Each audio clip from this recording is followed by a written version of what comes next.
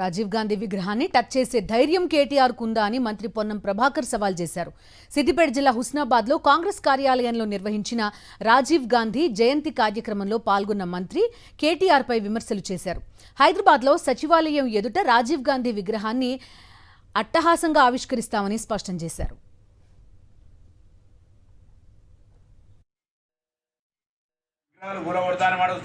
రాజీవ్ గాంధీ విగ్రహాన్ని టచ్ చేసే ధైర్యం ఉంటుందా ఎవరికన్నా? రాజీవ్ గాంధీ కొరకు దేశం కొరకు ప్రాణం చేసి ఏనా అవరైతే ఆరోపణలు జైలు ఉన్నాడా? వాళ్ళ కుటుంబ సభ్యుల్లాగా